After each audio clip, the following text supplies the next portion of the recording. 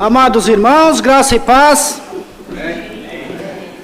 É com muita alegria que venho hoje trazer esta mensagem. Muito obrigado àqueles que nos acompanham pelas redes sociais e a cada um que dispôs esse tempo para entender, compreender o que Cristo significa para nós. Talvez, no tempo, no caminho que cada um percorre, já tenha passado por momentos de planejamento, momentos que cada um precisa executar algo. Então, planeja-se e começa-se a executar. Nessa parte da execução, muitas vezes acontecem coisas que nos dispersam. Vou tomar um exemplo bem prático. Quando começamos a construir uma casa, aí planejamos, vou querer o quarto no lado direito. Aí vem um visitante, um amigo, aí ele começa, não, mas no lado esquerdo o quarto ele fica melhor, ele vai trazer um ar vai te trazer uma casa mais arejada. Aí você começa a raciocinar, tal. Não, mas o projeto ele está me trazendo para esse lado direito. Tá bom, mas eu vou fazer esse lado direito. Tudo bem, você segue, constrói a casa, enfim, vai morar nesta casa. O que eu quero dizer com esse exemplo prático? Paulo, quando escreveu a carta aos Colossenses, ele cita exatamente isso. Que a igreja, Cristo, deve ser o centro de tudo. Ele deve ser o centro da igreja. Cristo não é apenas um mestre. Ele não é apenas um exemplo de vida para nós. Mas ele é o próprio Deus, o Criador, o sustentador, o Redentor, o Filho unigênito que foi entregue. Esse texto de Paulo aos Colossenses, ele é um texto profundo sobre a pessoa de Jesus.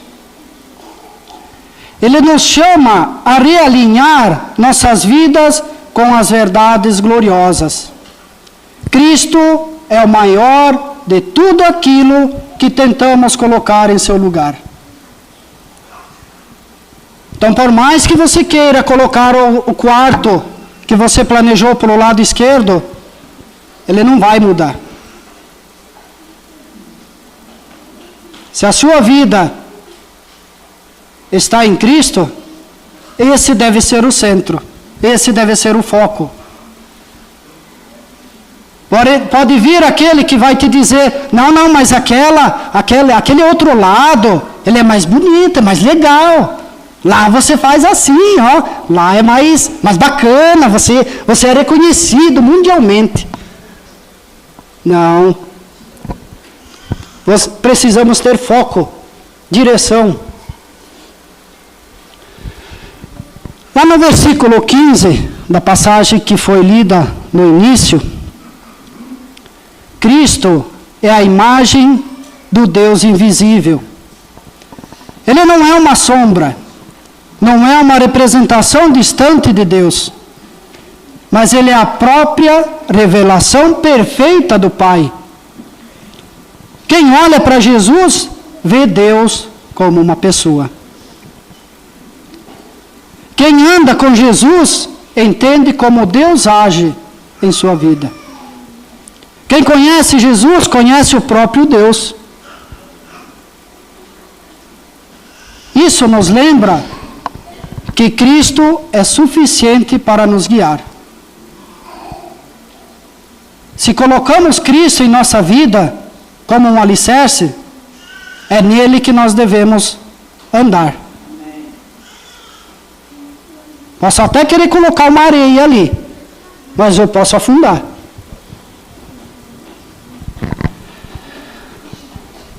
Não precisamos buscar respostas fora dele. Tudo o que precisamos saber sobre Deus está revelado no seu Filho amado, no próprio Jesus. Lá em Hebreus, no capítulo 1, versículo 13, ele nos diz o seguinte: o Filho é o resplendor da glória, a expressão exata do seu ser, e sustenta todas as coisas por sua palavra poderosa. Depois de ter realizado a purificação dos pecados, ele se assentou à direita da majestade nas alturas. Ele se sentou à direita da sua majestade. E lá ele nos aguarda.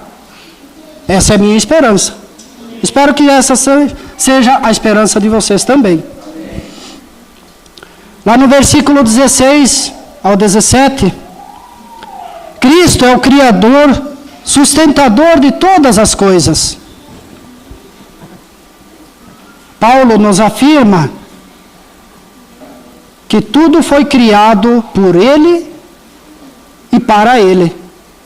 Seja os céus, a terra, os tronos, poderes e tudo mais que aqui nesta terra subsiste. E nele tudo subsiste. Isso significa que a minha vida permanece de pé. Por quê? Porque Ele me sustenta. Se Ele não me sustentar, eu estou perdendo tempo. O meu futuro não está solto. Por quê? Porque está nas mãos dEle.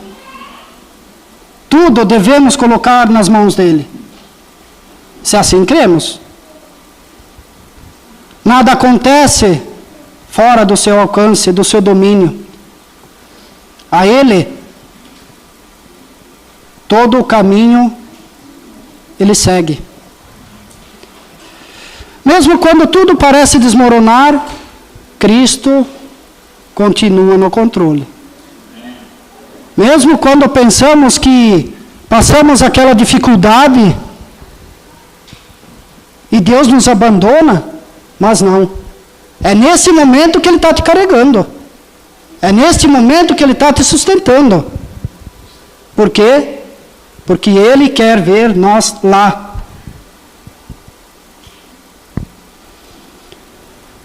Ele não perde o governo da criação, nem perde o governo da sua história.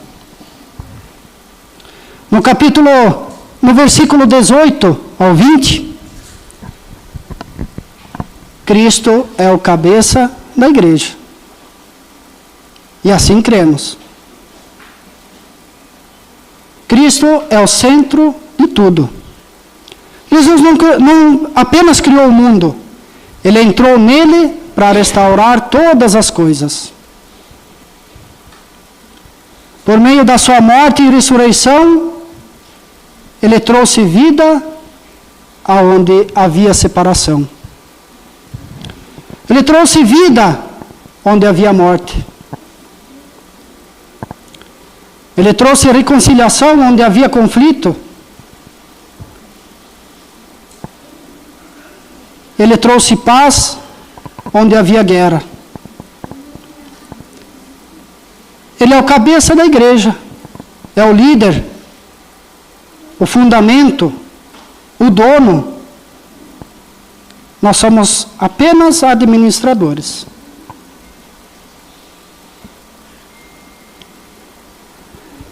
Isso significa que nós não caminhamos sozinhos, nem guiados por nós mesmos. Ele dirige, Ele cuida, Ele cura o seu povo.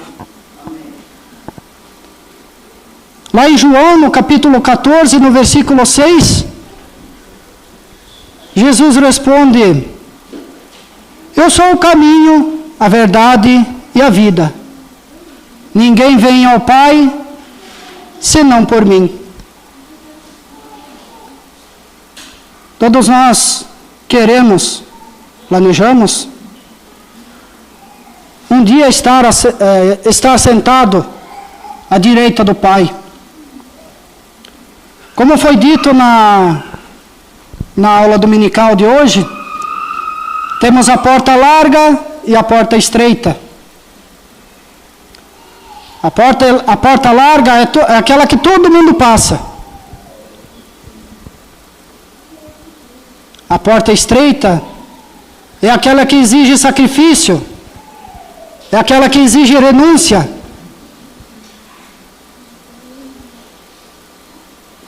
É aquela que muitas vezes nós dizemos, vou tentar passar aqui, mas acho que não vai. Pensa um pouco, planeja um pouquinho, mas vou tentar de novo. Até que, encolhendo um pouco aqui, eu consigo passar. Mas quando colocamos Cristo em nossas vidas como o centro, o cabeça, o sustentador, nós passamos até pela porta mínima, mais estreita que existe. Não digo a porta física, mas a porta espiritual.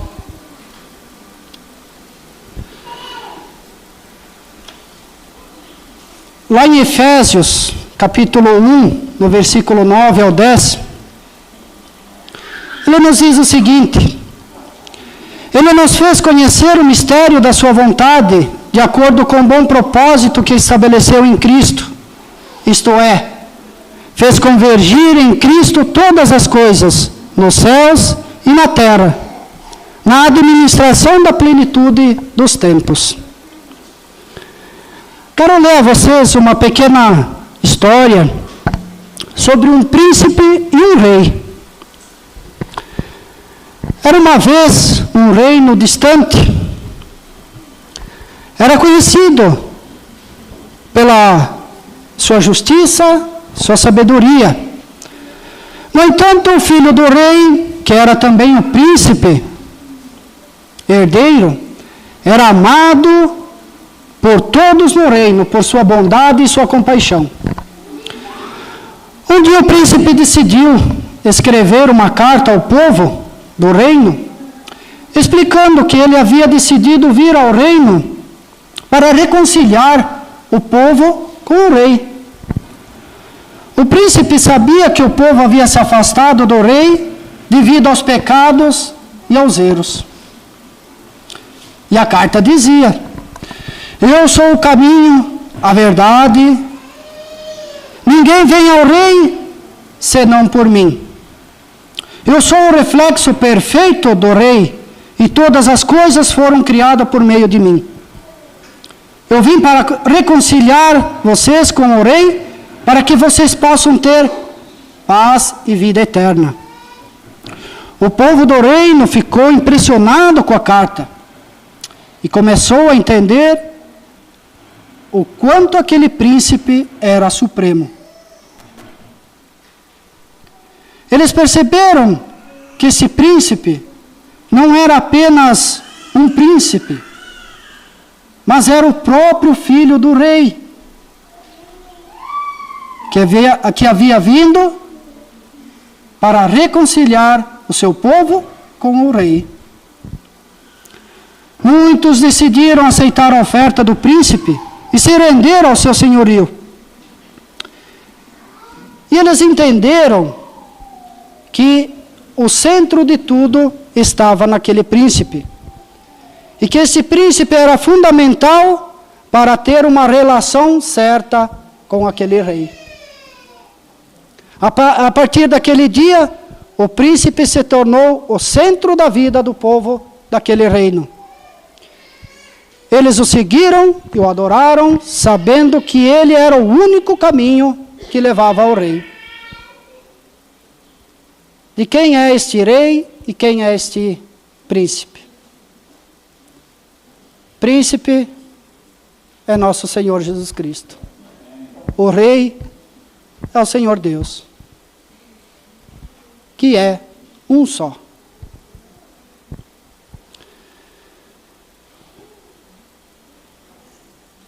Diante desta grandeza de Deus, esta grandeza de Cristo, em nossas vidas, quero fazer algumas perguntas a você.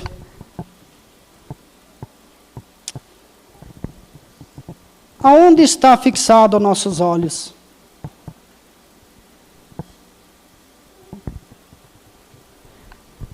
Nas circunstâncias?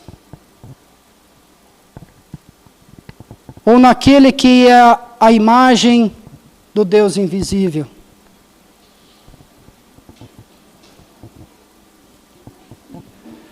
Tenham descansado no fato de que Cristo sustenta todas as coisas?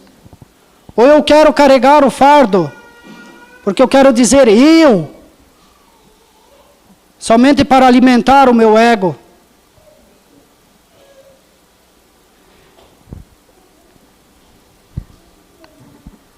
E deixamos de entregar a Cristo o fardo que Ele já está carregando por nós.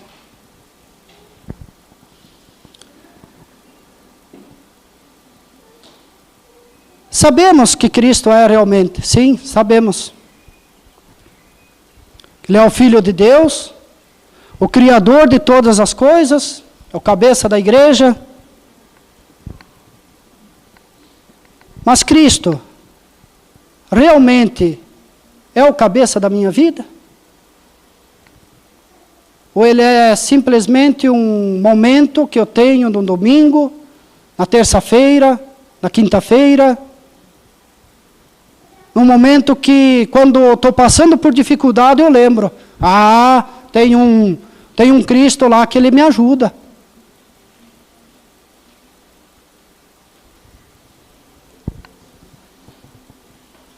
Tenho seguido a sua orientação, a sua direção? Ou as minhas decisões são aquelas que eu tomo por mim?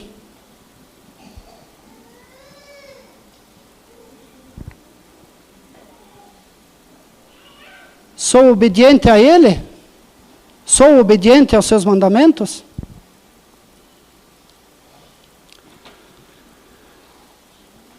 Amado irmão, a quem nos acompanha,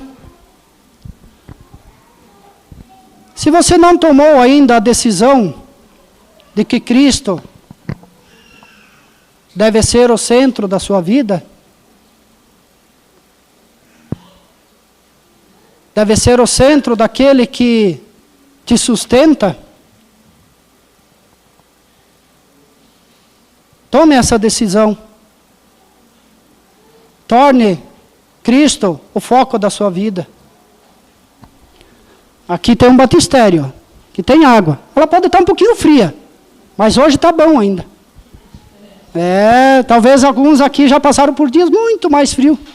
Passaram por essas águas aqui, Ela está te esperando aqui. Entregue seu coração. Você vai ver que a sua vida vai modificar. Vai modificar por quê? Porque Cristo se torna o centro dela. Deixe que Ele governe a sua vida. Afinal, Ele não quer somente ser o sustentador do universo, mas Ele quer ser o sustentador da sua vida. Ele não quer ser apenas o cabeça da igreja, mas o cabeça da sua vida. Que possamos refletir, pensar sobre isso nesta semana, nesses dias que se passam. Meu muito obrigado e fiquem com Deus. Amém.